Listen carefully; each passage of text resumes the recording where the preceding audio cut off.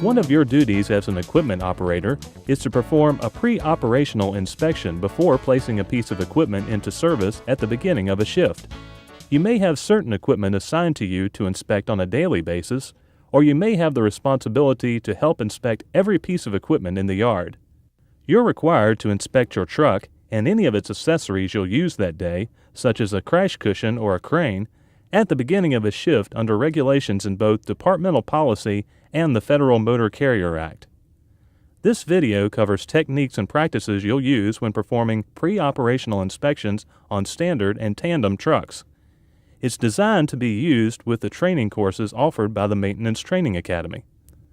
We'll be working with a Ford Standard and an International Tandem today. What should you do if you work with another type of truck? You'll still be able to use the basic techniques covered here. Use the manufacturer's manual as a guide to help you learn the details of checking your particular truck. The manual will illustrate the location of key items to check and outline all crucial maintenance tasks. As always, ask your supervisor for help if you have any questions. You should be able to perform pre-operational inspections correctly and more efficiently, as well as being able to perform them according to VDOT standards and federal regulations after successfully completing this training and practicing the techniques you'll learn on a regular basis. This video will help you become familiar with the expectations VDOT has for you when you inspect a truck. Carnell Harper from McKinney Area Headquarters, Lisa Williams from Newington Area Headquarters, Brian Fetters from the Fredericksburg District Office, and Sharon Morgan from Eskimo Hill Area Headquarters will be your guides. Why is it important to perform the inspections efficiently and correctly?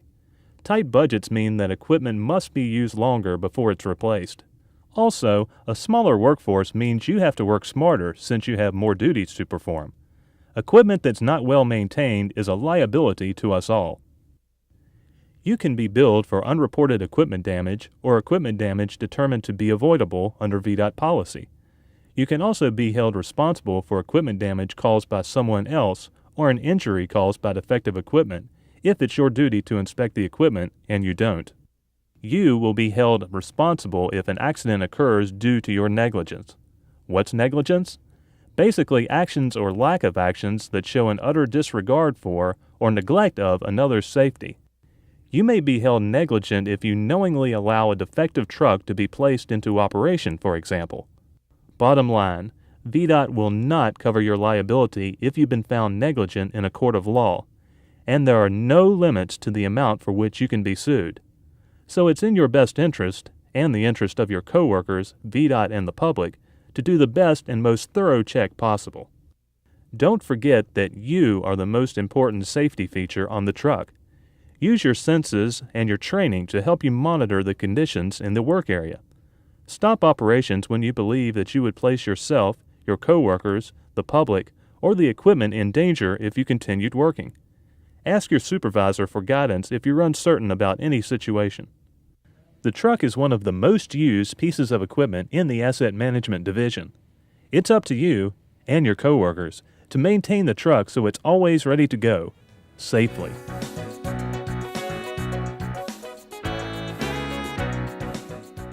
Let's get ready to perform the checks by making sure you have the right equipment and tools for the task and that the truck is properly placed and secured. Safety guides all of our actions at VDOT. Protect yourself by wearing the following pieces of safety equipment during the check: hard hat, reflective vest, steel-toed work boots, work gloves, safety goggles or glasses with lenses made of safety glass. You'll also use rubber gloves to protect your hands if you must clean or service the battery. Get the checklist for the particular truck you'll be checking. The checklist and associated forms are found in the truck logbook. Use the checklist as a general guide and a starting point for the process. The logbook also contains aids that will help you check the truck. The forms in the logbook are designed to protect you, the equipment, and VDOT. Completing the forms according to official procedure documents that you performed the required check on the indicated day. The logbook is also designed to help you verify that requested maintenance work is performed. Don't place the truck back into service until you receive signatures from the shop and the go-ahead from your supervisor. Inspection forms are to be maintained in the truck's logbook for 90 days. Your supervisor must conduct a monthly review and sign-off of the forms in the logbook. If you have any questions, ask your supervisor for a copy of Equipment Policy 5.00, which outlines policies for handling, storing, and maintaining completed checklists. Notify your supervisor if you see an out-of-service tag on the truck. This tag means this truck is unavailable for use until the reported problem is solved. You should have the following items handy before starting: a broom to help in cleaning debris off of and out of the truck, a grease gun and rags for lubrication, a flathead screwdriver for gaining access to parts, an air pressure gauge for checking tire pressure, a piece of cardboard for checking for leaks in the hydraulic system, glass cleaner and rags or towels for use in cleaning mirrors and windows. You should also have access to fluids such as engine oil, distilled water, hydraulic oil, coolant, diesel fuel, and windshield cleaning fluid. These are the tools you'll use most often when performing the pre-op check. You may find you need others as you proceed in the check. Make sure you have a PM buddy standing by to help with checks once you're in the cab. Make sure the truck is on level ground before starting your check. Move the truck if it's not on level ground. Make sure you are not in a high traffic area or blocking any points of access. Your area headquarters may have a special area set aside for pre-op checks. Ask your supervisor if you have any questions as to where the truck should be parked before starting. Shut down the truck using approved procedures if it's running. Let the truck cool down for at least 15 minutes before you perform fluid checks. Ideally, it's best to check the level of fluids like engine oil before the truck is started. Make sure the bed is down. Chock the truck's wheels. You must chock the wheels of any piece of equipment before performing preventive maintenance activities, service, repairs, or inspections that require getting on or beneath any part of the equipment or its accessories. Some things to remember while performing the pre-op inspection. Don't smoke. Equipment fluids could catch fire or explode, injuring you and damaging the equipment. Clean up all fluid spills immediately following your area headquarters policy. This action is required by the EPA as well as VDOT for safety and environmental reasons. Reduce the chance of fluid spills by having a bucket or pan available to catch fluids you drain or replace. Conduct your check in a logical manner. Choose a starting point and work around the truck from there. Bouncing around from part to part on the truck is a good way to forget things that need to be checked. Police the area after you've finished.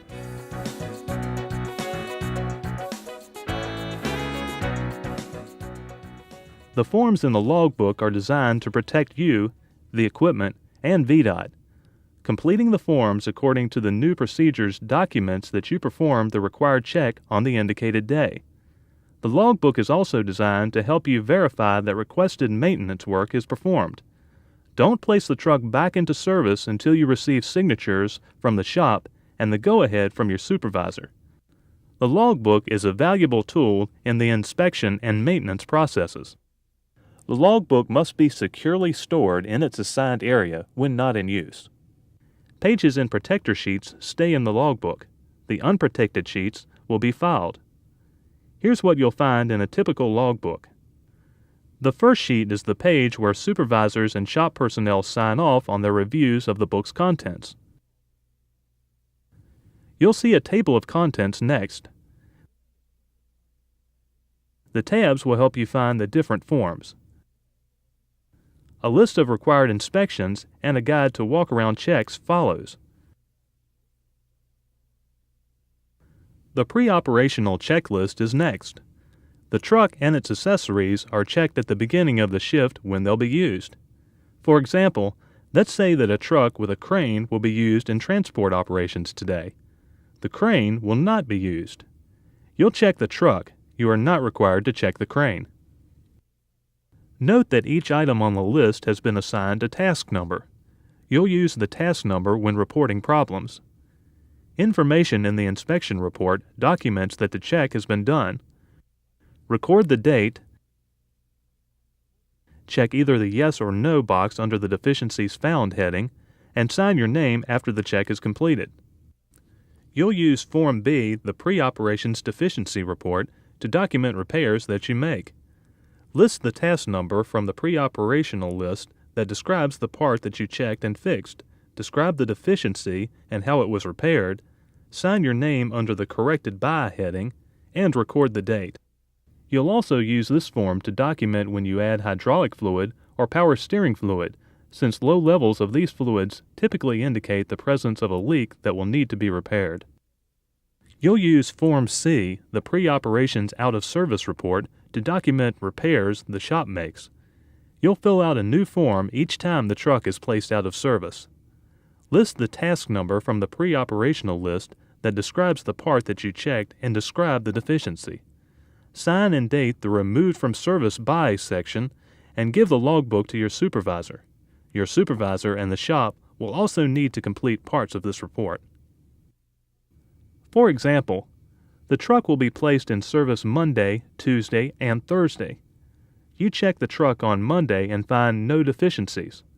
You will fill out the inspection report with the date, a check under No for no deficiencies found, and your name. You check the truck on Tuesday and find that you will need to add hydraulic fluid. You will fill out the inspection report with the date, a check under Yes because a deficiency was found, and fill out Form B.